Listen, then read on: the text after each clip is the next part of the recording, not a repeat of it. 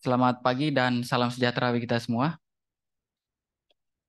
Bagaimana Bapak Ibu calon mahasiswa baru S2 S3 masih semangat? Masih ya karena masih pagi ya.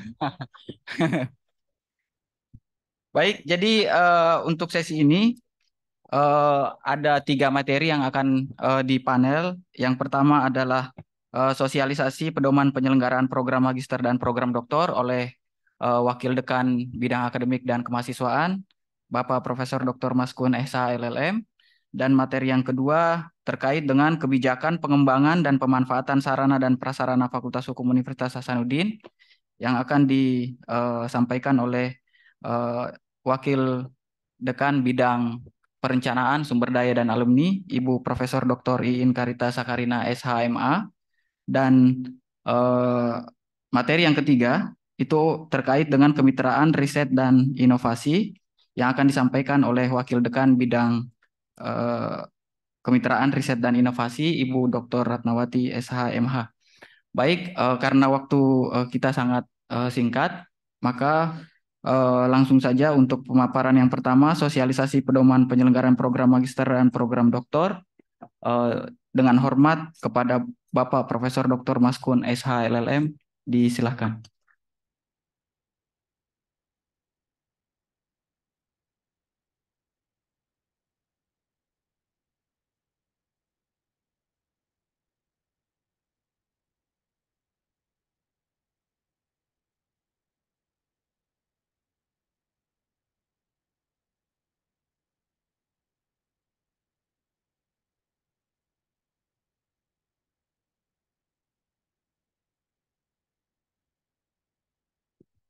Bismillahirrahmanirrahim. Assalamualaikum warahmatullahi wabarakatuh. Salam sejahtera untuk kita semua yang saya hormati tentunya Ketua Senat Akademik Fakultas Hukum UNAS dan seluruh uh, uh, anggota Senat yang sempat hadir pada pagi hari ini. Yang saya hormati tentunya Ibu masing-masing Profesor Dr. In Karita Sakarina SHMA, Ibu Dr. Ratnawati SHMH, masing-masing selaku Wakil Dekan Bidang Perencanaan Sumber Daya dan Alumni dan Kemitraan Riset dan Inovasi. Juga yang saya hormati Bapak Dr. Winner Sitorus SHMH selaku Ketua Gugus Penjaminan Mutu dan Peningkatan Reputasi. Seluruh KPS yang hadir pada pagi hari ini, ada KPS Program Studi Magister Ilmu Hukum Bapak Profesor Dr. Hatsbit Pasaranga SHMH, Ibu Dr. Sri Susianti SHMH, masing-masing selaku KPS Magister Ilmu Hukum dan Ketentuan, serta Profesor Dr. Marwati Rica selaku KPS S3. Dan tentunya guru-guru saya yang juga sempat hadir pada kesempatan yang bahagia ini ada Profesor Dr. Ahmadi Miru dan Ibu Dr. Sakapati SHMH, serta seluruh panitia, audiens yang hadir, dan tentunya panitia. Izinkan saya memulai presentasi ini dengan menyambut Bapak Ibu, walaupun nantinya ofisialnya akan dilakukan di jam 10.00. Benalu tumbuh di tengah batangnya di pohon waru. Kami ucapkan selamat datang kepada mahasiswa baru S2 dan S3. Supaya ada tepuk tangannya, maksudnya seperti itu. Karena saya kira dodong-dodong kini. Jadi satu lagi Pak Lek, sebelum saya mulai materinya. Kalau hari sedang cerah, pesawat bisa tinggal landas. Selamat datang di Kampus Merah, tempat belajar mahasiswa-mahasiswa cerdas. Ini kayaknya saya harus kursus pantun nih kayaknya. Ya, terima kasih banyak. Saya kira itu ice breaking awal kita untuk mencoba mencairkan suasana. Karena dari tadi saya lihat, aduh kita ini kayaknya memang butuh sedikit. Dan izinkan saya untuk berbagi screen dengan Bapak Ibu semua dan sekaligus memberikan, karena ini adalah bagian dari yang sangat penting sebenarnya, karena ini adalah bagian dari program studi yang akan kita lakukan. Dan izinkan saya memulai presentasi ini memampatkan waktu yang sangat terbatas, tapi di luar kelas ini Bapak Ibu dengan saya sangat terbuka dengan senang hati untuk tentunya untuk mendiskusikan semua persoalan-persoalan tentang akademik. Izinkan saya memulai Bapak Ibu, kalender akademik kita tinggalkan saja karena kalender akademik ini bisa dilihat langsung oleh Bapak Ibu. Yang paling terpenting sebenarnya adalah menurut saya ini. Jadi untuk program studi magister dan program studi doktor, sebelumnya kita tunduk pada peraturan rektor 2784. Saya selalu bilangnya peraturan rektor 2784 itu untuk magister dan peraturan rektor 2785 untuk doktor. Nantinya kedua peraturan ini akan dicabut dan kemudian akan berlaku peraturan rektor baru yang sementara dalam proses perampungan mungkin di September akhir kedua peraturan rektor ini akan rilis. Dan tentunya beberapa perubahan akan kami sampaikan. Kenapa? Karena perubahannya cenderung menurut saya sangat pro untuk bisa mempercepat masa studi Bapak Ibu semua.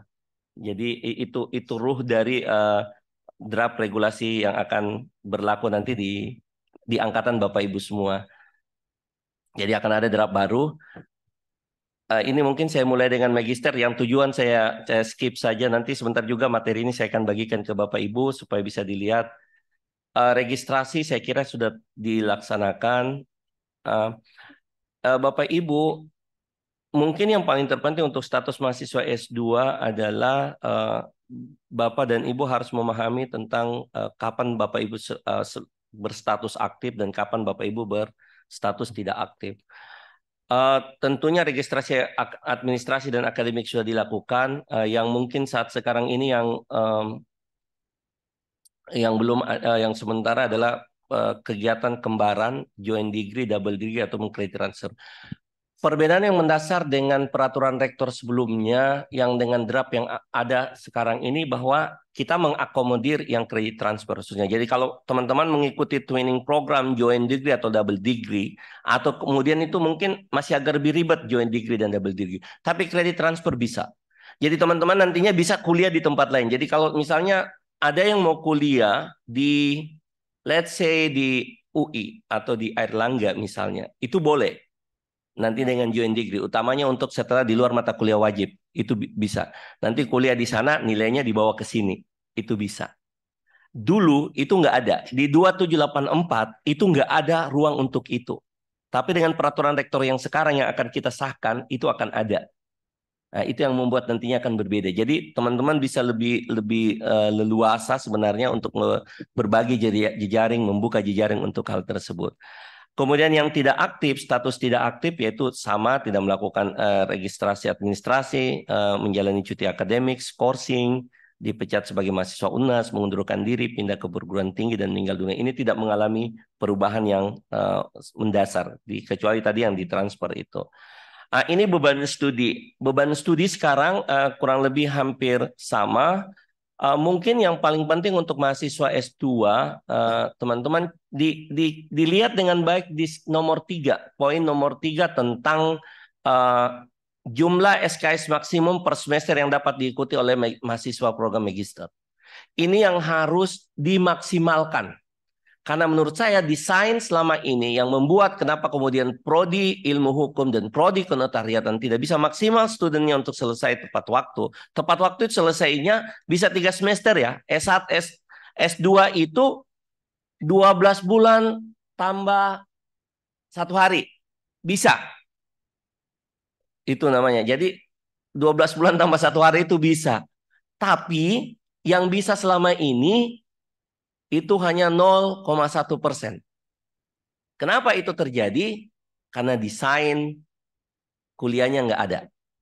Nah, kita mau dengan peraturan rektor ini, teman-teman dari awal sudah punya desain. Sehingga teman-teman memang kuliah-kuliah, ini kan bukan S1, jadi ini S2. Jadi kuliahnya memang benar-benar. Jadi maksimalkan beban 18 dan 20 SKS. Karena cara berpikirnya sederhana. Kita menganut SKS minimal di program studi kedua program studi kita. Jadi program studi kita kan SK minimalnya itu 36 sampai 42. Maka kita mengambil SKS 36. Artinya kalau kita maksimalkan skema 18 tambah 20 berarti 38. Kan begitu. Jadi harusnya 12 bulan itu sudah bisa kelar. Nanti teman-teman bilang ini Pak WD1 gampangnya bicara ini seolah-olah orang kuliah. Memang gampang. Tapi yang dibutuhkan adalah desain. Nah, ini nanti di peraturan rektor ini yang akan kita lihat. Kemudian ada di masa studi semua jalur itu 4 semester, tapi dapat ditempuh paling singkat 3 semester. Makanya tadi kenapa ada istilah 12 bulan, 12 bulan itu kan 2 semester. Tambah 1 hari, karena 1 harinya itu masuk ke semester 3. Yang penting sudah masuk semester 3, bisa makin selesai yang di S2. Ya, jadi jangan kita takut, gampang Ji. Ya toh? Saya selalu bilang gampang. Dan paling lama 6 semester. Mahasiswa yang tidak dapat menyelesaikan studinya pada semester 6 dinyatakan putus studi. Ah, ini yang kasih takut-takut orang ini. Sama kemarin sampai 4 Agustus ini yang dikerjakan oleh yang terancam DO. Menariknya sekarang kita mau coba mengaktifkan masa studi yang fast track. Paling lama 8 semester dan pada program sarjana dan paling lama 3 semester pada program magister. Fast track itu program akselerasi. S2 jam ke S3. Bisa sekarang dengan peraturan rektor yang akan kita bikin. Jadi kalau ada teman-teman nanti sebentar di bawahnya atau nanti satu waktu saya akan sosialisasikan khusus tentang itu. Teman-teman kalau punya IPK 3,9 dan kepingin langsung ke S3, sikat nih. Jangan sia-siakan lagi bilang harus selesai, terus baru tunggu lagi waktu untuk mumpung aturannya ada, mengakomodir itu, lakukan. Nah, ini salah satu terobosan yang kita coba lakukan. Menurut saya juga sih tidak susah. Dalam masa studi mahasiswa program fast track melebihi 3 semester sebagaimana dimaksud, maka mahasiswa tersebut dinyatakan sebagai mahasiswa reguler. Jadi mahasiswa dia kalau mau memilih fast track bilang di semester 2 itu sudah bisa di-updating berapa mata kuliah dan seterusnya. Nah, itu. Jadi kita percepatan. Jadi tidak perlu harus, karena kalau selama ini kan harus selesai S2 dulu. Selesai S2 daftar lagi masuk S3. Kalau fast track, tidak perlu mendaftar lagi. Langsung jadi mahasiswa S3. Nah, ini beban studinya juga sekaligus informasi kepada Bapak Ibu dosen di Fakultas Hukum. Ini agak sedikit berubah Bapak Ibu serta teman-teman S2. Untuk jalur kelas, mata kuliah wajibnya itu hanya tinggal 8 sampai 10 SKS. Mata kuliah pilihannya yang kita buka ruang 13 sampai 17 SKS. Proposal penelitian sampai ujian tesis yang sebelumnya 21 sisa menjadi 15 SKS. Ini jadi mulai proposal penelitian tesis 2 SKS, hasil penelitian tesis 6, reputasi, jurnal bereputasi 5 SKS, dan ujian tesis 2 SKS. Jadi totalnya sisa 15 SKS. Yang sebelumnya itu 20 SKS. Jadi kita mencoba untuk memberikan ruang karena banyaknya masukan dari Prodi bahwa mata kuliah substansinya itu harus diperbanyak. Makanya kemudian kita menyisikan 5 SKS untuk masuk di mata kuliah pilihan. Nah, ini yang akan menjadi hal yang harus disesuaikan. Dan untuk jurnal proceeding Scopus ini sudah pasti berlaku. Tetapi jangan khawatir karena ini under review G. Saya kasih G-nya di belakang, under review G. Ya, sudah submit, tunggu under review. Jadi submit bisa ujian proposal hasil. Tapi kalau mau ke ujian tutup harus under review. Tidak mesti J accepted dan terbit. Kalau yang lalu kan harus accepted dan terbit. Tapi yang lalu Sinta bisa. Tahun ini nggak bisa lagi dengan peraturan rektor ini. Nggak bisa lagi. Tapi intinya jangan khawatir. Karena di Fakultas Hukum ada divisinya Ibu Nana yang membidangi hal tersebut. Dia bantu Ki. Ibu Nana ini salah satu orang yang baik hati. Dan tidak sombong. Ya, kira-kira seperti itu. Kemudian untuk jalur riset S2 saya belum pernah menemukan mahasiswa yang berani jalur riset di S2. Karena memang sebelumnya ini tidak dibuka. Sekarang bisa dengan peraturan rektor ini. Kalau ada yang mau pindah jalur riset, let me know. Kalau ada yang mau ke jalur riset, let me know. Ya, tapi kenotariatan kayaknya nggak boleh. Karena kenotariatan itu dia berhubungan dengan skill ya. Bisa. Jadi jalur riset itu bisa 2 sampai 4 SKS. Kemudian seminar berkalanya 6 sampai 10 SKS, proposal tesis 2, penyajian 1 makalah terkait riset itu 4, hasil tesis itu 6, kemudian penerbitan under review Scopus itu 12 karena dia harus 2, dan kemudian tesis dan ujian 4 SKS. Tetapi ini karena namanya jalur riset, ya wajarlah susah sedikit lah, nggak apa-apa yang jalur riset seperti itu, Bapak Ibu. Tapi ini tinggal sedikit saja. Proses perkuliahannya menariknya untuk S2 dan S3 itu ini sebenarnya sama, S2 dan S3 itu bisa dilakukan secara hibrid. Jadi nanti Bapak Ibu KPS lah yang akan ngatur tersebut tentang hibridnya. Nanti mereka yang ngatur hibridnya. Jadi aman terkendali lah. Jadi jangan terlalu khawatir soal perkuliahan. Intinya bahwa mahasiswa wajib mengikuti perkuliahan secara aktif paling sedikit 13 kali pertemuan dari seluruh rencana semester yang berjalan. Bisa aja 3 kali alfa. Ya, yang penting jangan 4 kali. Karena marah Ibu KPS sama Pak KPS. Jadi kalau masih 3 Ji, aman. Eh, Ketidakhadiran mahasiswa karena melaksanakan tugas, sakit, dan lain sebagainya, dan dilengkapi dengan surat keterangan, itu dihitung dengan kehadiran. Jadi jangan khawatir juga. Ini peraturan rektornya supaya jangan buat mahasiswanya katanya susah. Saya bilang siap. Nah, ini jalur pembelajaran program magister, saya kasih skip saja. Ini kalau untuk yang fast track, tadi yang saya bilang di poin E, jangan khawatir karena kita punya public communication unit, mereka yang akan bantuin Bapak Ibu semua nantinya untuk yang berurusan dengan publikasi. Ini saya kira saya skip saja under review tugas akhir. Tugas akhir. Untuk tugas akhir tesis di peraturan yang kami sementara susun, kita akan melihat ini pembimbingnya yang kita masih coba utak-atik. Apakah kita akan pakai pembimbing tunggal? Kalau di S1 dia akan pakai pembimbing tunggal. S1 akan pakai pembimbing tunggal. Di S2 yang kami masih diskusikan, apakah dia akan menggunakan pembimbing 1 dan 2. Kalau di S3 sebentar saya akan jelaskan juga sudah berbeda nantinya S3. Kenapa ini dilakukan? Karena untuk program studi seperti di Fakultas Hukum memang harus diminimalisasi sebenarnya jumlah pembimbingan. Kenapa? Supaya bisa terdistribusi lebih banyak orang ke jumlah mahasiswa. Karena jumlah rasio mahasiswa kita lumayan bagus. Supaya bisa bermanfaat gitu. Jadi semua bisa jadi pembimbing utama. Tapi ini masih kita diskusikan, tapi kurang lebih seperti ini desainnya. Seminar proposal nanti kalau sebentar ada sesi tanya jawabnya ini karena waktunya yang terlalu mepet, jadi saya tidak bisa menjelaskan satu persatu pasalnya ini dan seterusnya. Iya, saya skip saja ini nanti di S3 evaluasinya kita akan laksanakan juga evaluasi jalur kelas. Khusus untuk evaluasi jalur kelas ini maksudnya yang bukan yang riset Bapak Ibu. Pada tahap pertama nanti di semester 2, jadi pada tahap pertama nanti di semester 2, kita mengharapkan bahwa teman-teman sudah bisa lebih siap dari sisi TOEFL. Jadi paling tidak TOEFL-nya kalian sudah bisa ada di kurang lebih di 450 atau IELTS-nya 4.0. Menurut saya, dengan kualitas teman-teman semua, 450 itu pasti kedapat semua. Jadi kan jumlah mahasiswa S2 kita ini 93, 170, berarti 170 ini seharusnya kalau hanya 450, kurang lebih 171 orang yang lebih dari 450. Jadi lebih orangnya. Di tahap 2 nantinya itu nanti di semester 6. Ini evaluasi. Tapi jangan khawatir untuk evaluasi sekarang. Kita akan coba aktifkan kita akan aktifkan yang kita sebut dengan early warning system. Jadi sebelum waktu kalian terancam evaluasi, kita akan mulai semprit.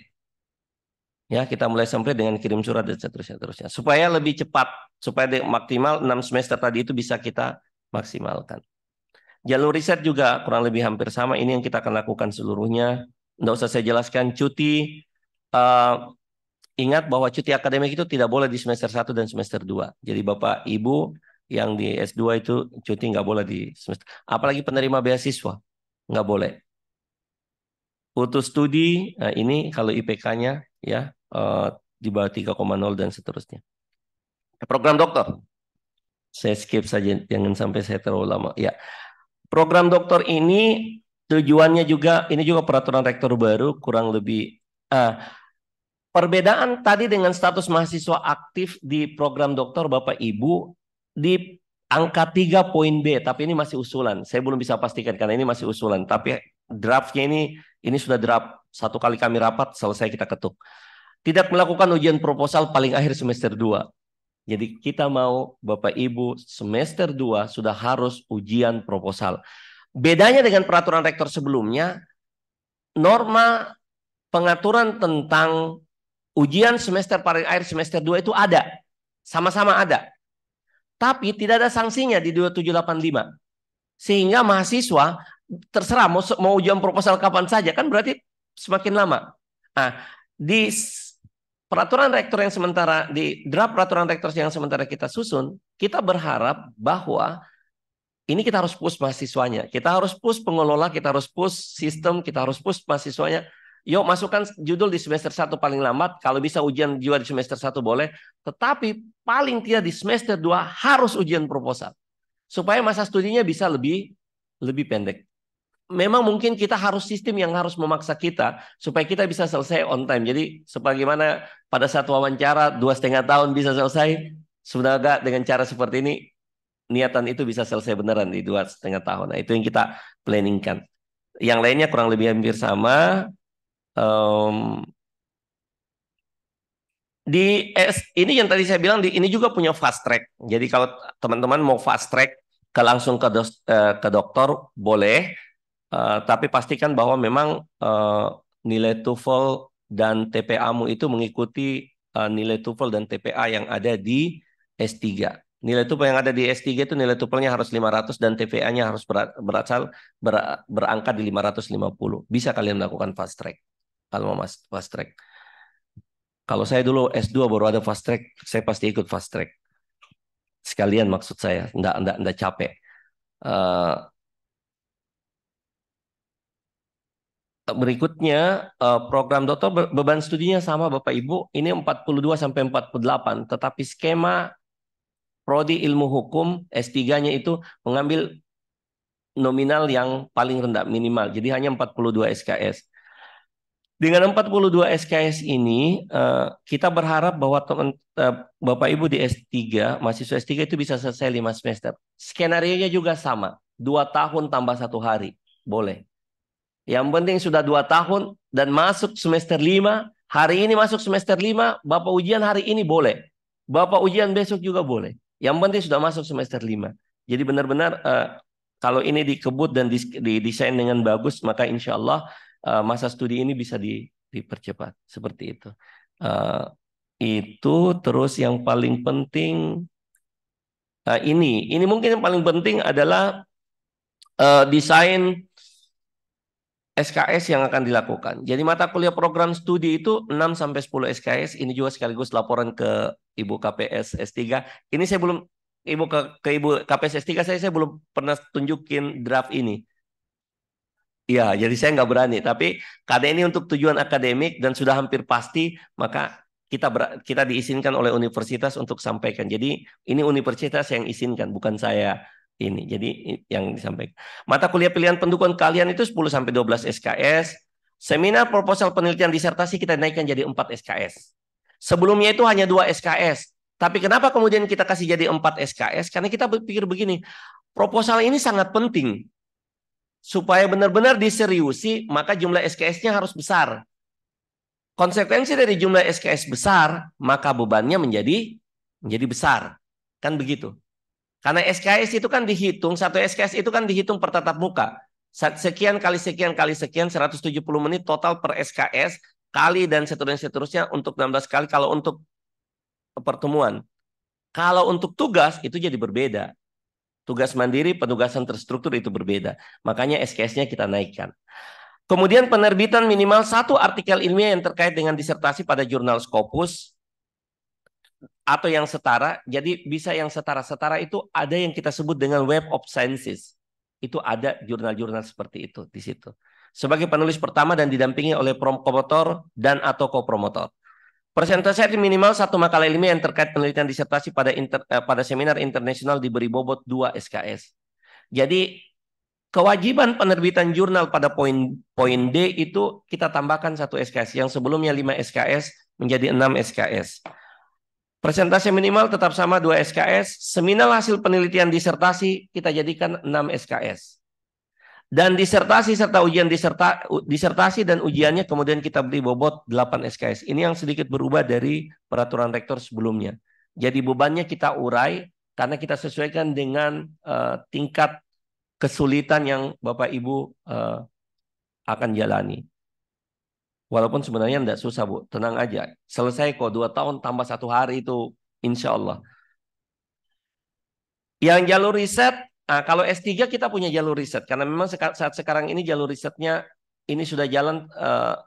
Kalau saya tidak salah kita ini sudah mahasiswa kita yang ketiga, yang mahasiswa internasional yang menempuh jalur riset. Sebelumnya sudah ada dua mahasiswa yang menempuh jalur riset. Ya, salah satunya saya sendiri. Terima kasih. Dan Ibu Dr. Birka. Jalur riset ini sama, seminar proposalnya 4 SKS, tetapi kemudian seminar hasil penelitian dan kemajuannya 3 sampai dengan 6 SKS, 3 sampai 6 kali dengan beban SKS 2. Persentase pada makalah ilmiah yang terkait dengan disertasi pada seminar internasional minimal 2 kali. Untuk program diberi 4 SKS. Ini juga lebih mudah sedikit dari peraturan rektor sebelumnya. Kemudian salah satu artikel dipresentasikan sebagaimana dimaksud pada huruf C, ini akan diberi pada proceeding. Kemudian penerbitan status minimal 2 artikel ilmiah yang terkait dengan jurnal Scopus, ini masing-masing 6 SKS jadi 12 SKS. Seminar hasil penelitian 6 SKS dan kemudian disertasi 8 SKS. Kalau ada yang riset. Tapi tahun ini sepertinya Bapak Ibu nggak ada yang riset. Nanti saya bagikan juga. Ini perkuliahannya sama tadi saya bilang dia sudah blended jadi tidak perlu terlalu khawatir akan sangat disesuaikan dengan Bapak Ibu semua. Ini 1 menit lagi Pak. Ya, saya baru Pak Kader sudah mulai melihat. Oh ya ya ya ya 1 menit lagi. Untuk disertasi ini yang sementara kita lakukan bahwa format promotor dan kopromotor itu kita akan menggunakan satu-satu. Jadi 1 promotor, 1 kopromotor. Sebelumnya 1 promotor tambah 2 ko. Mengingat di beberapa fakultas-fakultas besar dengan jumlah prodi dengan jumlah mahasiswa yang banyak, itu terlalu banyak energi yang habis karena si mahasiswa harus menghubungi 2 dulu promotornya baru 1 masuk ke promotor. Ini kita buat make it simple sedikit, 1 promotor sama 1 prodi sehingga orang semua bisa terurai dengan bagus. Apalagi kalau kayak seperti di Fakultas Hukum, jumlah doktornya itu sudah separuh, bukan lagi separuh, 3/4 dari jumlah seluruh dosen. Nah itu sayang kalau tidak dimaksimalkan. Nah, mudah-mudahan dengan cara seperti ini itu bisa maksimalkan. Yang berikutnya yang berubah adalah jumlah penguji. Yang sebelumnya 4 menjadi 3. Tambah nanti di luar penguji eksternal. Jadi benar-benar dibuat lebih ini, tetapi jangan salah, sebenarnya kelihatannya berubah lebih simpel, tapi kemudian kita kasih bobot SKS tadi di setiap tahapan yang lebih uh, besar, sehingga kemudian mutunya tidak akan berkurang. Mutu sama sekali tidak akan berkurang. Seminar proposal saya kira ini saya skip saja, nanti Bapak Ibu kita bisa diskusi dan bisa nanti saya jelaskan. Uh, Nilai TOEFL 500 tadi yang mau fast track, TPA-nya 550, ini syarat keluar. Tetapi di peraturan rektor sekarang, kita tidak menyebutkan lagi ini sebagai syarat keluar. Kita menyebutkan ini sebagai syarat masuk. Walaupun nantinya dalam praktiknya, ini akan menjadi syarat keluar. Jadi berbeda, karena peruntukan untuk akreditasi. Akreditasi itu harus dicantumkan di depan, bukan di luar, bukan di belakang. Walaupun dalam praktiknya nanti kita akan laksanakannya di belakang. Seperti itu. Saya kira mungkin itu nanti kita bisa banyak berdiskusi karena saya pikir ini yang paling terpenting dari sesi kita pada pagi hari ini. Terima kasih banyak perhatian Bapak Ibu. Sekali lagi saya mohon maaf jika ada salah dan hilaf dari presentasi yang sangat singkat ini. Mudah-mudahan kita selalu dirahmati oleh Allah Subhanahu wa taala. Terima kasih. Billahi taufiq wal hidayah. Assalamualaikum warahmatullahi wabarakatuh. Ya itu tadi penyampaian terkait dengan sosialisasi pedoman penyelenggaraan program magister dan program doktor oleh Bapak Profesor Dr. Maskun SH LLM. Banyak informasi yang Bapak Ibu dapatkan, banyak perubahan terkait dengan penyelenggaraan program studi magister dan doktor. Eh, jadi ini lebih simpel ketimbang tahun-tahun sebelumnya. Nah, di sini Bapak Ibu akhirnya bisa apa menjalankan studi dengan lebih cepat dan memang peraturan rektornya sudah memberikan ruang untuk itu. Nah, baik untuk kesempatan kedua terkait dengan kebijakan pengembangan dan pemanfaatan sarana dan prasarana Fakultas Hukum Universitas Hasanuddin, dengan hormat kepada Ibu Profesor Dr. Iin Karita Sakarina SHMA, disilahkan. Terima kasih Pak Dr. Kadarudin selaku moderator. Saya share saja langsung ya materi saya.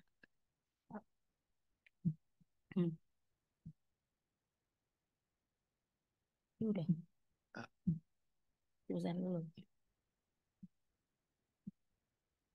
Ini nih.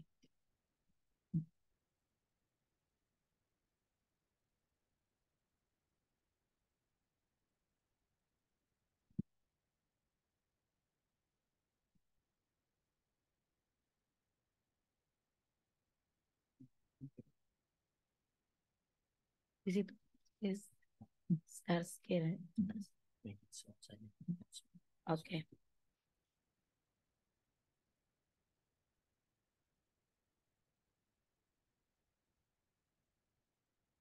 Udah.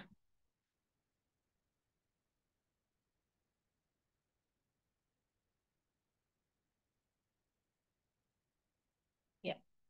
Bismillahirrahmanirrahim. Assalamualaikum warahmatullahi wabarakatuh dan selamat pagi. Yang saya hormati para WD, ada Ketua Senat Prof. Ahmad Ruslan, Ketua GPM Pak Dr. Winner, para KPS, dan juga semua para guru besar, dan semua teman-teman, mahasiswa S3, mahasiswa S2, saya bilang teman-teman karena ada teman saya di sini, Kak Jari, ada Pak Waka, ada seniornya, jadi saya sampai teman-teman saja. Saya sudah dibisikin oleh Prof. Maskun bahwa make it short, karena jam 9 ada materi lagi nanti Bu WD3 tidak kebagian. Ya kalau tadi agak berat materinya Prof. Maskun, Pak WD1 karena mengenai beban dan sebagainya mungkin ya, jangan stres. Sekarang saya akan mengajak teman-teman semua mahasiswa S3, S2 untuk kita touring virtual touring dari Fakultas Hukum. Ya, nanti saya akan memperlihatkan fasilitas-fasilitas dan sarana-sarana yang ada di Fakultas Hukum yang bisa kita nikmati semua. Ya, saya mulai saja materi saya mengenai pengenalan organisasi sumber daya sarana dan prasarana. Jadi kita jalan-jalan sejenak. Kenapa nggak bisa? Oke, ya jadi struktur organisasi di Fakultas Hukum seperti ini. Ada dekan, senat fakultas, GP/MPR, ketua dan sekretaris, kemudian ada wakil dekan, turun ke kepala bagian tata usaha, terus kemudian departemen-departemen. Kepala terdiri kita memiliki 8 departemen. Jadi ada Departemen Hukum Pidana, Hukum Perdata, Hukum Tata Negara, Hukum Internasional, Hukum Administrasi Negara, Hukum Acara, Dasar-dasar Ilmu Hukum, Masyarakat Pembangunan, Hukum Masyarakat dan Pembangunan. Kemudian ada Kepala Lab Fakultas Hukum, Klinik Hukum, Unit UKBH, terus ada Prodi. Yang inilah yang 4 Bapak Ibu semua ya sekarang teman-teman. Ada Prodi Magister Ilmu Hukum, Prodi Magister Kenotariatan, kemudian ada Prodi Doktor Ilmu Hukum. Terus kemudian ada perpustakaan, ada kepala bagian tata usaha itu ada di bawahnya dibantu oleh Kasubag. Nanti yang paling berhubungan dan Bapak Ibu semua adalah Kasubag Akademik dan Kemahasiswaan. Ya, ini adalah jumlah dosen kita yang tersebar di beberapa departemen yang tadi saya sudah sebutkan. Jadi jumlah total dosen aktif kita adalah yang belum pensiun ini sejumlah 97. Ditambah ada dosen luar biasa, dosen praktisi, dosen tidak tetap, dan juga dosen-dosen yang sudah pensiun atau purna bakti, tapi kami masih masih meminta tenaganya atau ilmunya untuk berbagi. Tapi ini adalah jumlah dosen yang tetap ya atau dosen yang masih belum pensiun. Kemudian ini saya pikir tidak perlu ini juga saya langsung saja skip. Ya, sarana dan prasarana. Ini adalah yang paling penting Bapak Ibu atau teman-teman untuk ketahui bersama. Ya, mungkin saya tahu di sini sudah banyak yang alumni ya. Jadi kembali sekalian welcome back untuk semua alumni baik S1 yang S1-nya di sini, S2-nya di sini. Tapi tentu Fakultas Hukum karena setiap tahun kita berbenah, setiap tahun kita memperbaiki fakultas kita berusaha menampilkan melengkapi semua sarana dan prasarana. Jadi bagi teman-teman atau Bapak Ibu yang sudah lama meninggalkan Fakultas Hukum, tentu ini menjadi baru apalagi ya. Jadi mungkin ada yang Pak Wakajati tahun berapa alumni? 83 ya, 93 tamat. Ya, pasti sudah lama sekali ya Pak Wakajati sudah berubah Fakultas Hukum, mungkin itu masih di H0 H33 ya. Iya. Ya, jadi kita memiliki gedung terdiri dari 5 unit gedung utama. 3 gedung berlantai 2, 2 gedung berlantai 3, ada perpustakaan berlantai 3 dan ruang baca. Terus kemudian ada pusat kajian kejaksaan yang ini adalah sumbangan dari Kejaksaan Tinggi Sulawesi Selatan. Ya, tangan dulu. Dan kabarnya kita dijanji untuk dibuatkan lagi juga gedung baru untuk pusat kejaksaan. Jadi teman-teman saya titip ya, kasih ingat Pak Kajati, teman-teman dari kejaksaan. Iya. Kemudian kami punya masjid berlantai 2, terus kami punya sport center dan juga lahan parkir. Sport center kami itu adalah sport center yang paling lengkap di Unhas ini. Setelah Unhas tentunya. Tapi untuk seluruh fakultas yang ada di Unhas kami punya paling lengkap. Kita hanya tidak punya kolam renang saja. Karena tidak diizinkan membangun kolam renang oleh Unhas. Ini lobi utama yang tadi mungkin Bapak Ibu sering lihat ya, sering ini sudah familiar. Ini juga kebanggaan kami karena ini adalah spot-spot apa itu namanya? Instagramable ya. Jadi teman-teman yang baru sekali datang boleh sebentar foto-foto di sana. Terus ini tampak samping Fakultas Hukum, ini tempat tadi parkiran. Ini ruang tunggu. Di sinilah semua ketua program studi itu berkantor, ada ruangannya. Jadi untuk teman-teman mahasiswa S3 bisa ada ruangannya Prof Marwati di sini. Di ujung sini berhadapan dengan ruang KPS S2, Magister Ilmu Hukum, dan di depannya yang kelihatan ini di ujung sana itu adalah ruang KPS Prodi Magister Kenotariatan. Ini buku, galeri buku karya dosen yang dipajang, tapi hanya sedikit di sini ya, hanya ini yang dipajang di ruang tunggu tadi di lobi. Ruang tunggu mahasiswa juga ada, jadi kami punya beberapa ruang tunggu. Ada tadi yang di bawah itu adalah untuk ya, di depan lobi, di depan ruangan Kaprodi. Ini adalah yang di depan ruang dekanat. Jadi di sini juga sekalian Bapak Ibu yang atau teman-teman yang belum pernah ke Fakultas Hukum sama sekali. Nah, di sini di lantai 2 ini adalah ruang dekanat atau pimpinan fakultas. Di ujung situ yang kelihatan di foto itu adalah ruangan dekan. Di sampingnya itu adalah ruangan saya. Bukan karena saya yang presentasi jadi ruangannya kelihatan. Yang foto ini. Ya, ruangannya Pak WD1 dan Prof Maskun Pak WD1 dan Ibu WD3 ini di samping sini, dekat mahasiswa yang duduk ini. Ya, tidak kelihatan. Ya, ini juga salah satu kebanggaan kami. Ini adalah ruangan terbaru yang baru kami resmikan pada saat Dies Natalis tahun ini. Dan ini memang sengaja dibuat supaya nanti ini untuk menyambut mahasiswa-mahasiswa baru tahun ini. Jadi ini adalah salah satu, ini ruang lounge guru besar. Jadi teman-teman, Bapak Ibu yang akan misalnya konsultasi disertasinya atau tesisnya, itu janjian sama guru besar bisa di sini, di ruangan ini. Ruangan ini dilengkapi dengan ada pantry, lihat di sebelah sana. Jadi kemudian di pantry itu ada dispenser lengkap dengan kopi dan teh self-service. So feel free to make your tea or cup of coffee ya kalau sedang konsultasi. Ini adalah juga salah satu ruang kebanggaan kita. Di sinilah tempat ruang jurnal. Ini ada Harlef yang menjadi kebanggaan dari Fakultas Hukum dan juga Unhas karena dia sudah Q2 dan berputasi internasional. Selain itu juga ada beberapa jurnal yang ada juga Sinta 4 untuk Amanah Gapa dan ada jurnal-jurnal yang sekarang sedang untuk menuju Sinta juga.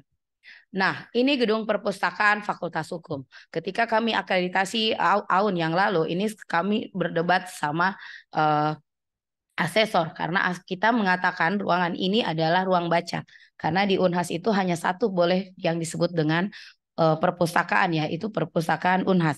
Ketika kami nunjukkan ini, jadi ketika itu asesornya adalah masih visitasi virtual. Jadi ada teman yang pakai kamera live terus naik sampai lantai 3. Asesornya semua protes katanya. Kenapa Pak perpustakaan sebesar ini itu bukan bangunan sebesar ini kamu tidak sebut sebagai library tapi kau sebut sebagai ruang baca. Padahal ini harusnya perpustakaan. Ya memang sih sebenarnya ini perpustakaan hanya karena kita saja bilangnya ruang baca. Dan ini sekedar informasi teman-teman Bapak Ibu, ini juga Fakultas Hukum kita hanya satu-satunya fakultas yang memiliki ruang baca atau perpustakaan terbesar selain Unhas. Jadi beruntung sekali Bapak Ibu ya teman-teman. Dan di sini kita bisa akses semua. Wifi-nya juga bisa, akses online juga, jurnal juga ada dan semua. Ini tampak ruang perpustakaan di dalamnya, lantai 1, lantai 2, lantai 3.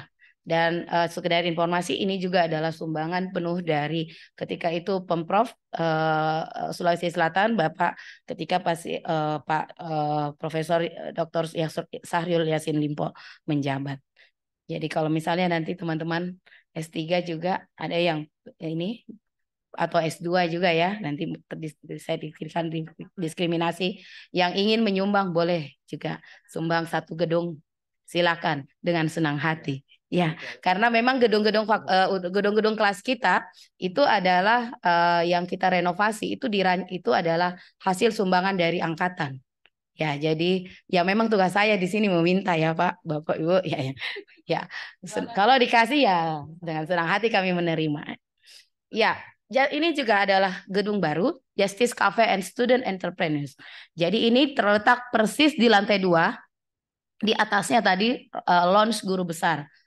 Di sini Bapak Ibu teman-teman bisa dengan feel free untuk beristirahat. Jadi selain kantin ini kami juga ada kantin yang ini adalah nanti akan dikelola oleh mahasiswa. Jadi nanti mahasiswa yang mendaftar kami kasih modal dan mereka yang mengelola kantin ini. Ini ruang kuliah. Jadi disebut dengan ruang kaca karena ini adalah ruang-ruang baru yang memang kita persiapkan untuk teman-teman mahasiswa S3, S2, mahasiswa baru semua karena kita kan ketambahan banyak mahasiswa tahun ini sehingga kami juga menambah 7 ruangan. Iya. Masih banyak space untuk bisa juga kalau teman-teman nanti akan menyumbang lagi 1 ruangan atau 2. Iya. Ya, inilah bentuk ruangan yang baru. Ini letaknya di sebelah 1 ruangan dengan lounge guru besar. Ini ruangan kuliah ya seperti ini yang saya tadi sampaikan bahwa dia berkarpet. Jadi ketika misalnya ada 1 angkatan mau merenovasi ruang kuliah kami itu feel free to do it. Di sini kayak ini adalah hasil sumbangan dari alumni. Ruang kelas internasional. Jadi kami juga ada. Terus ini pelataran ruang kuliah yang di samping H1, lantai 1 di depan sana. Ya. Ini tampaknya seperti ini dan selalu seperti ini, dia selalu bersih.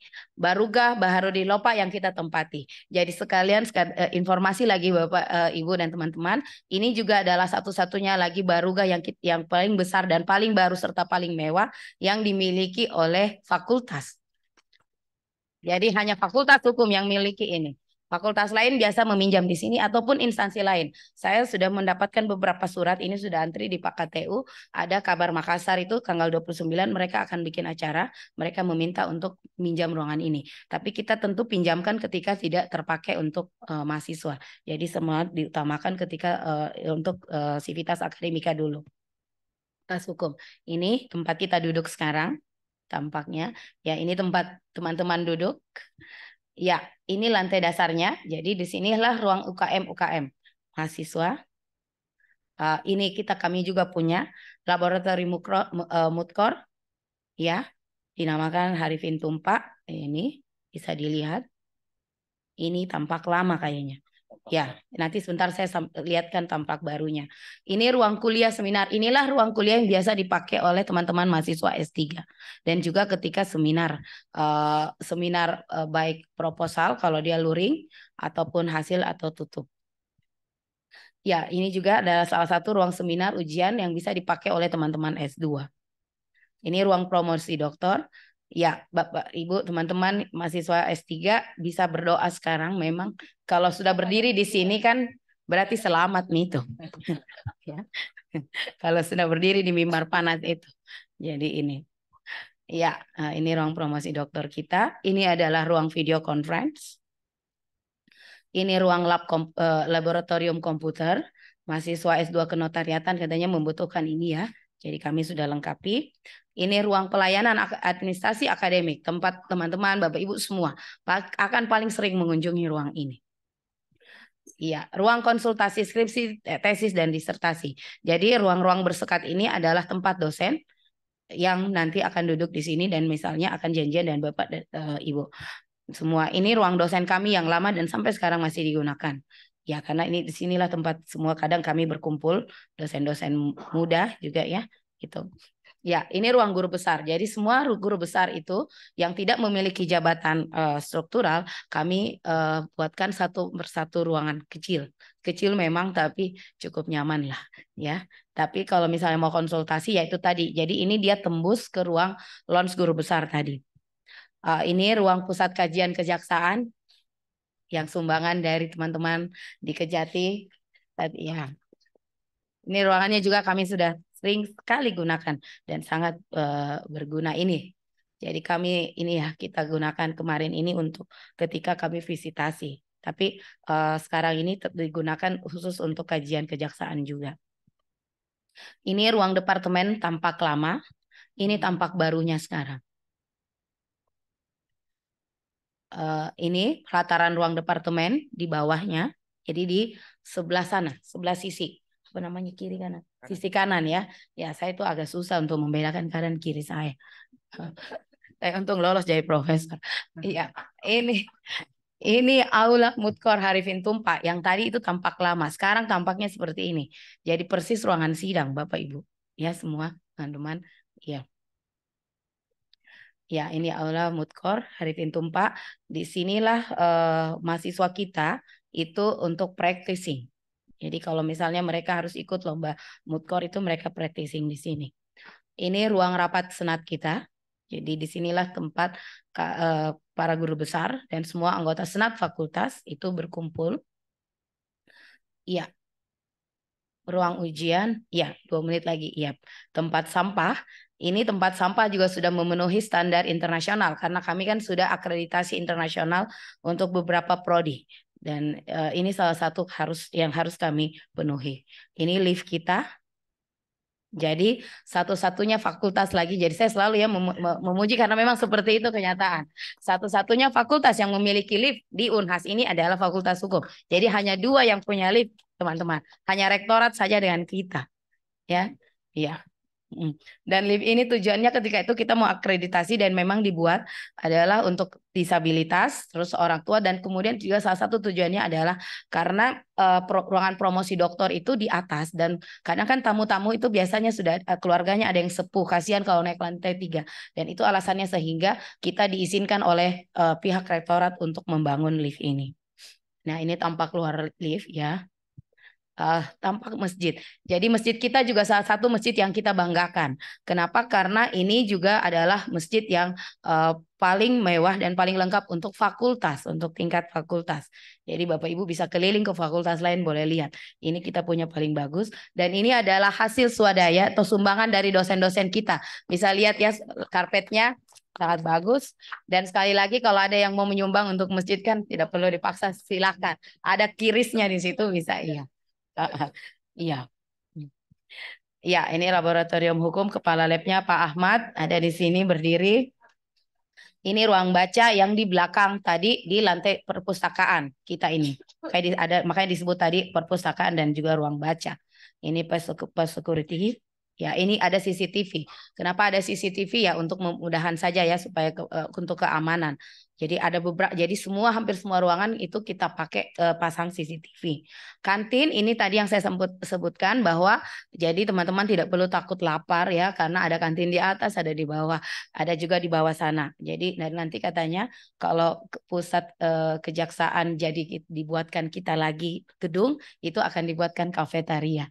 Iya, ada Pak Waka di sini nanti diingatkan Kejati. Iya.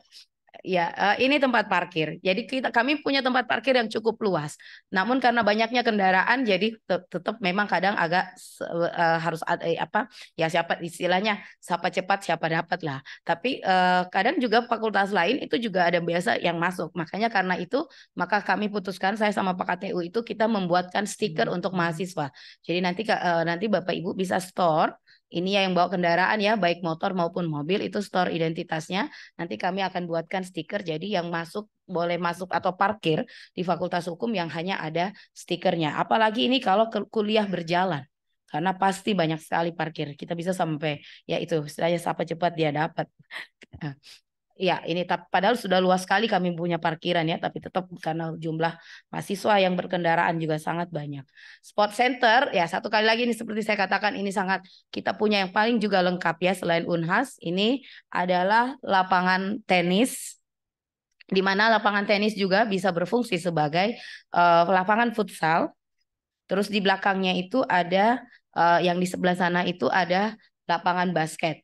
Nah, di samping kiri kanan yang ini, Bapak Ibu lihat itu adalah jogging track. Jadi kami punya memang lengkap. Ya, ini wall climbing. Ini sumbangan kelihatan di sini kan. Jadi sumbangan dari PT Taspen. Ya, jadi sekali ya seperti itulah. Memang kami memang dengan senang hati menerima donatur-donatur yang ingin membangun bersama Fakultas Hukum. Ya. Taman Air Mancur juga adalah salah satu taman kebanggaan kita. Teman-teman Bapak Ibu bisa jalan-jalan ke fakultas lain. Ini kita hanya satu-satunya yang punya ini. Ya, ini toilet kita. Ya, toilet kita ada beberapa, termasuk kami punya juga toilet untuk disabilitas. Saya nggak ada fotonya di sini. Saya pikir itu dari saya. Terima kasih banyak. Assalamualaikum warahmatullahi wabarakatuh. Bagaimana caranya, Dek? Oh, oke.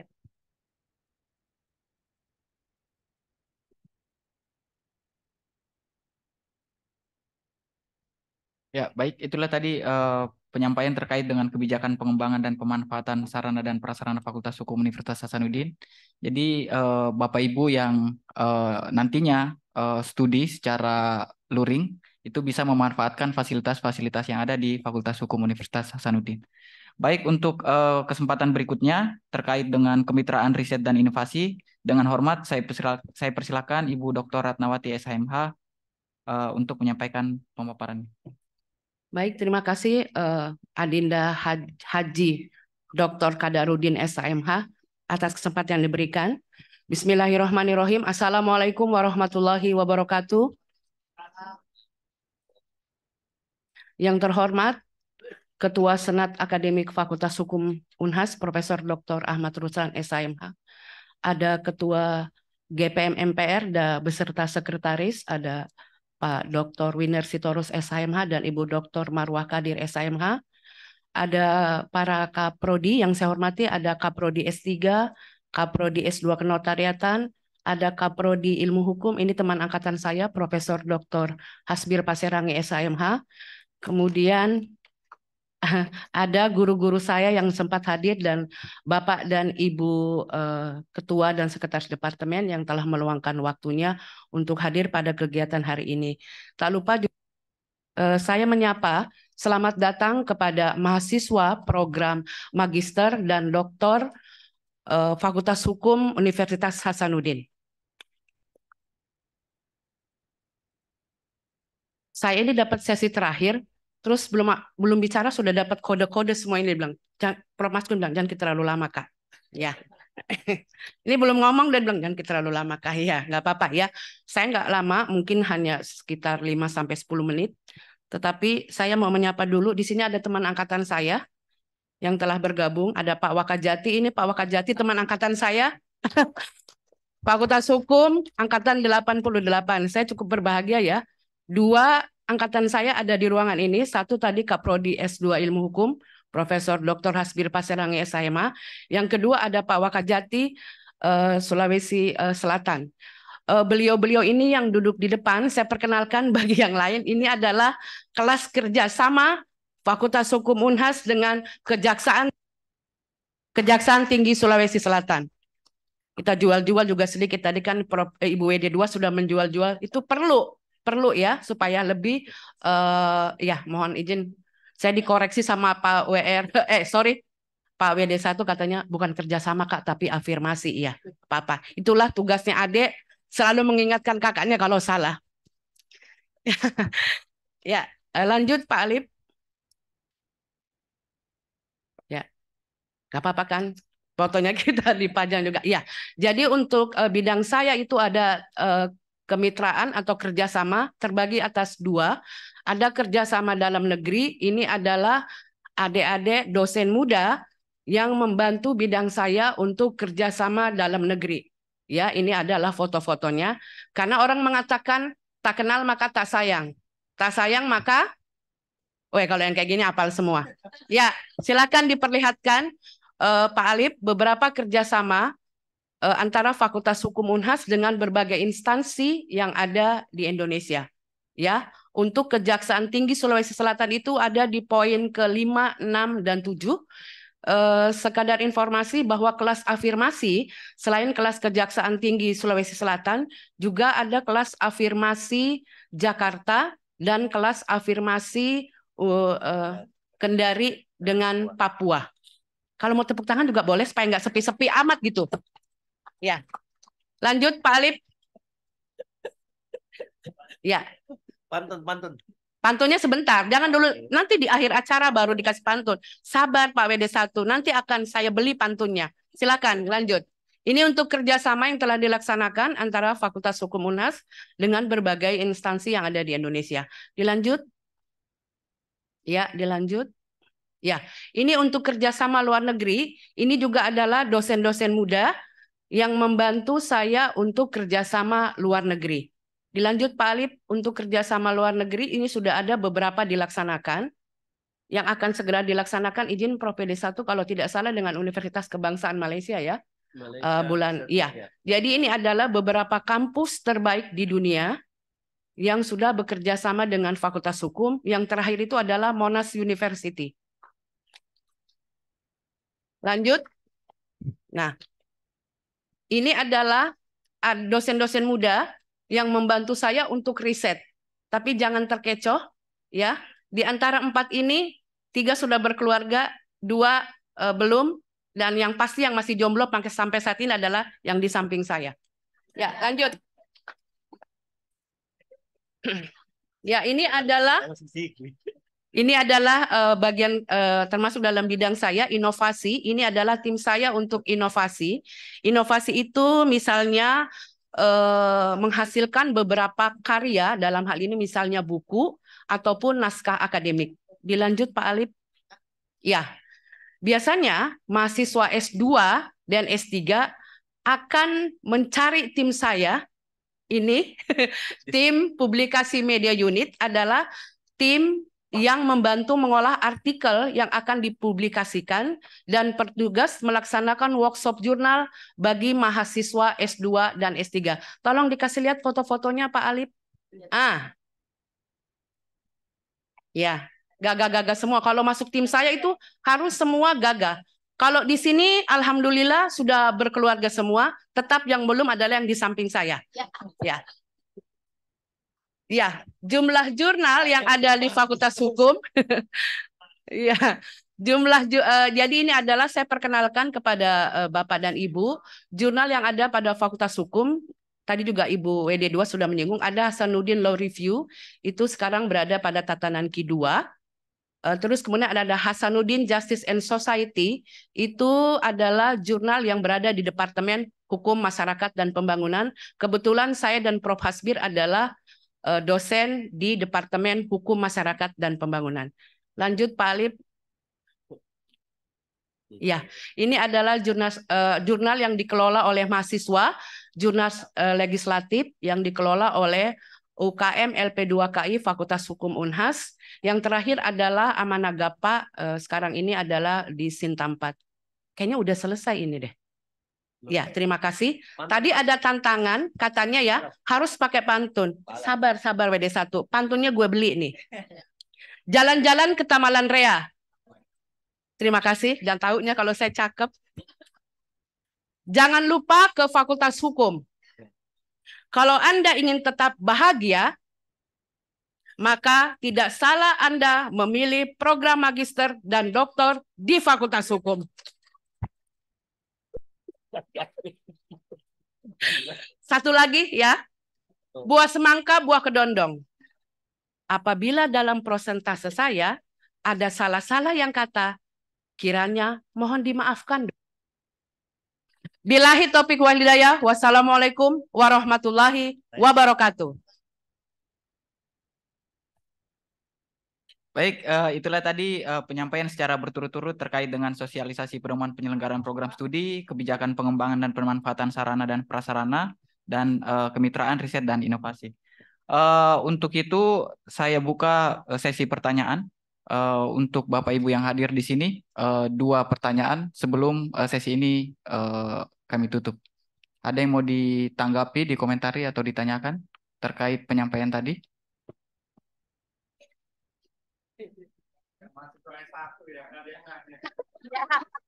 Nah, Siapa tahu Bapak yang mau bertanya, Pak? Monggo.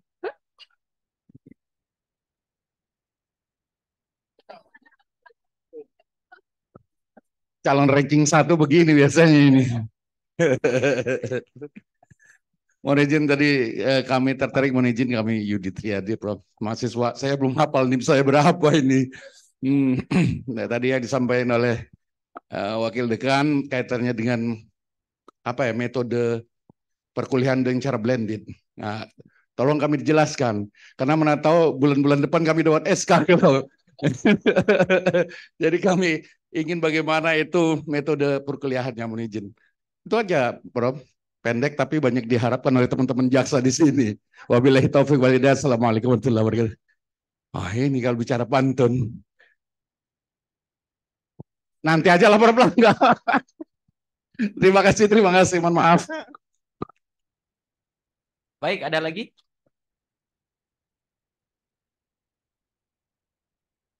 Baik, jadi cukup satu pertanyaan. Silakan Bapak Profesor Dr. Maskun SHLLM untuk ditanggapi. Kalau lucu kita tertawa, kalau tertawa jangan terlena. Hari ini masih mahasiswa, insya Allah jadi dokter, Pak. Sebentar, kan belum bertanya. Kalau bertanya dikasih lagi gitu. Ini lagi kambuhan, Pak, lagi jadi penyakit ini, jadi kita harus pakai pantun katanya. Padahal saya malu sebenarnya, Pak Astatun bisa bisa parah saya berjago. Iya, iya itu mah. Iya, terima kasih banyak Bapak untuk pertanyaannya. Jadi memang ya pelaksanaan perkuliahan untuk program doktor itu kan sebenarnya ada dua model, Pak. Yang intinya bahwa perkara-perkara ini dilaksanakan blended learning. Tetapi kita punya dua program untuk S3 memang. Yang satu jalur reguler, yang satunya adalah tadi yang saya sampaikan disampaikan oleh Ibu Wadek 3 afirmasi. Untuk jalur reguler, maka blended learning-nya itu akan terbagi 8 kali daring, 8 kali luring. Luringnya itu dilaksanakan di Fakultas Hukum. Itu untuk yang reguler. Tapi untuk yang kelas afirmasi, maka kita melakukan dengan sistem blok. Jadi 8 kalinya yang daring itu tetap sama, yang luringnya itu nanti akan kita blok. Sistem bloknya itu nanti dalam praktiknya kita akan menggabungkan berapa minggu pertemuan untuk satu. Jadi bisa jadi 8 kali itu hanya 2 kali perkuliahan luring. Jadi sistemnya di blok. Jadi 1 kali hadir itu untuk 4 kali pertemuan. Jadi 2 kali hadir untuk 4 kali pertemuan. Jadi konteksnya seperti itu. Itulah model dari afirmasi. Bukan membeda-bedakan dengan reguler, enggak sama sekali. Tapi memang konteks afirmasi itu dibolehkan oleh kementerian sehingga oleh UNAS itu kemudian juga dilaksanakan dan semua berada pada rule dan koridor sebagaimana yang diatur yang saya sampaikan tadi. Jadi makanya sangat memudahkan kita bersama dan tentunya tidak sama sekali memudah-mudahkan karena memang jaminan kualitasnya tetap didasarkan pada peraturan yang ada. Saya kira itu Pak yang dimaksud dengan blendednya. Iya, sami-sami. Aman Pak, terkendali.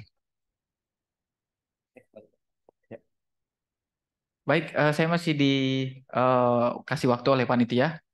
Bapak Ibu masih ada yang mau menanggapi atau ditanyakan? Mau berbalas pantun. Jelas ya? Ada katanya di belakang. Oh, di belakang. Pak Isran, boleh tuh.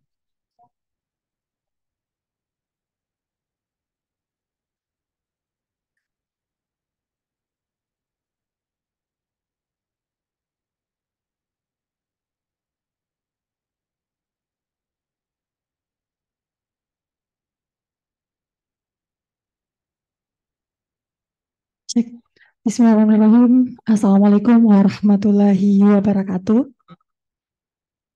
Perkenalkan, nama saya Nirmala Sari, Prodi Ilmu Hukum. Ambil konsentrasi ilmu pidana. Baik Bapak Ibu Prof, di sini saya akan bertanya tentang masalah fast track. Nah, di situ kalau program magister kita bisa ambilnya pada saat semester berapa, kemudian ada biaya tambahan tidak? Dan saya lihat tadi ada juga buku-buku hasil dari dosen Fakultas Hukum, terbitan Fakultas Hukum, itu bisa kita ambil atau bagaimana Bu, Pak Prof? Rasanya menarik gitu untuk dipelajari. Baik, mungkin cukup itu saja. Wallahul muwaffiq ila aqwamit thoriq. Assalamualaikum warahmatullahi wabarakatuh.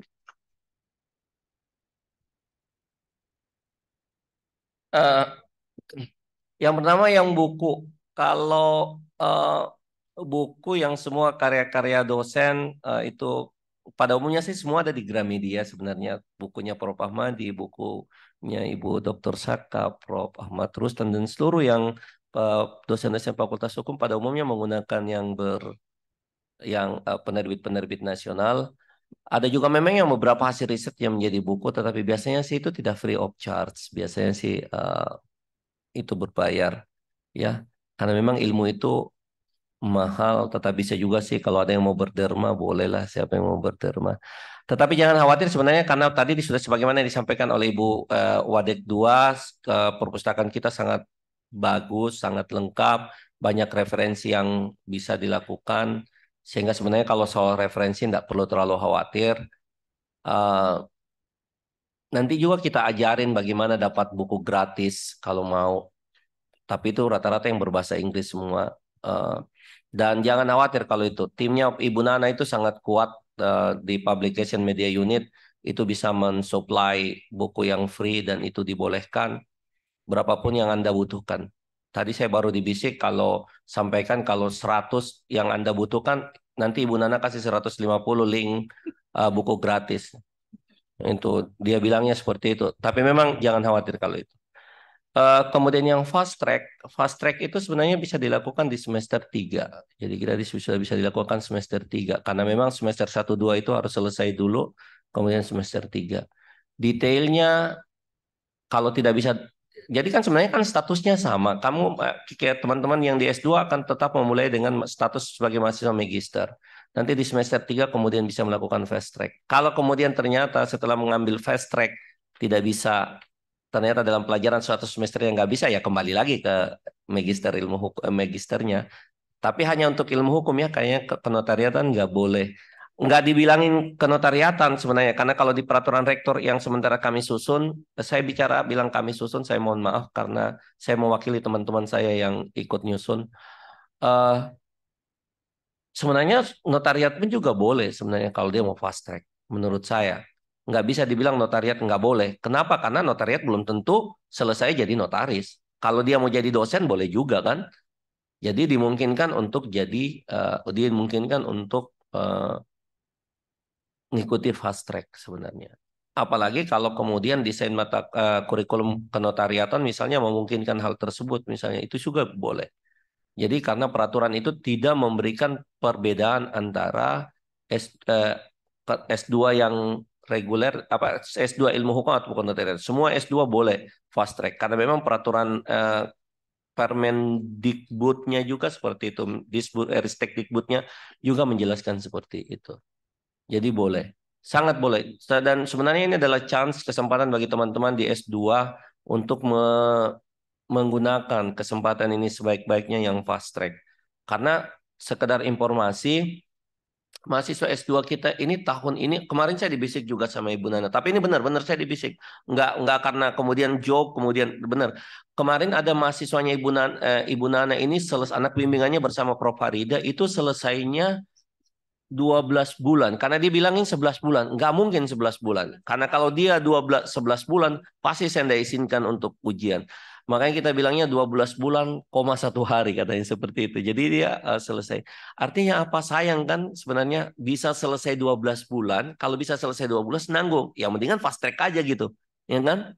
Kalau dia fast track kan bisa langsung ke S3. Jadi dia tidak perlu jeda. ya SPP-nya tadi ya harus tetap bayar SPP sama. Jadi kalau dia fast track-nya sudah masuk ke fast track ke S3, berarti nanti pembayarannya akan mengikuti pembayaran S3. Dan ini yang harusnya karena sebenarnya di program ini juga ada beberapa program sih. Kita juga punya program PMDSU juga dari magister ke sarjana unggul ke doktor, bisa juga seperti itu yang kita lakukan sekarang. Tetapi untuk S2 yang paling cocok memang fast track-nya. Yang saya ingin sampaikan kepada Bapak Ibu semua baik S2 dan S3, kebijakan kredit transfer itu mungkin bisa kita coba pikirkan bersama-sama. Kita coba pikirkan bersama-sama apakah kita bisa lakukan. Saya sementara saya sementara dengan tim khususnya di bidang dengan Ibu KPS Konotariatan di 6 sampai 10 November kita akan adakan literatur review di Universitas Kebangsaan Malaysia. Universitas Kebangsaan Malaysia itu di peringkat 129 dunia saat ini. Jadi itu di peringkat 129 dunia. Sekalian saya sampaikan juga, itu yang mungkin ke depannya di tahun-tahun depan kita coba rumuskan kira-kira kalau ada yang mau ikut kredit transfer, kita tim akademik akan coba siapkan kira-kira untuk bisa melakukan itu. Jadi belajar di tempat lain, tapi kita bisa transfer dalam bentuk kredit. Ya, saya kira mungkin itu karena pemateri berikutnya sudah ada di ruangan dan saya kembalikan ke moderator. Terima kasih. Bila itu, Assalamualaikum warahmatullahi wabarakatuh. Baik, boleh close dulu sebelum kita tutup. Ya. Jadi Bapak Ibu yang masih punya unek-unek atau pertanyaan, itu nanti di sesi jam 3 sore, itu Ibu-Ibu akan pecah sesuai dengan prodinya masing-masing. Nah, nanti Ibu Kaprodi, baik itu S3, S2 Ilmu Hukum maupun S2 Kenotariatan, itu akan memaparkan lebih lanjut terkait dengan pedoman penyelenggaraan program studi dan juga pedoman penulisan tugas akhir. Oleh karena itu, nanti di sesi jam 3 sore, Bapak Ibu bisa lebih lanjut mengetahui detail dari presentasi dari Bapak WD1 tadi. Baik, saya akhiri sesi ini. Billahi taufiq wal hidayah. Assalamualaikum warahmatullahi wabarakatuh.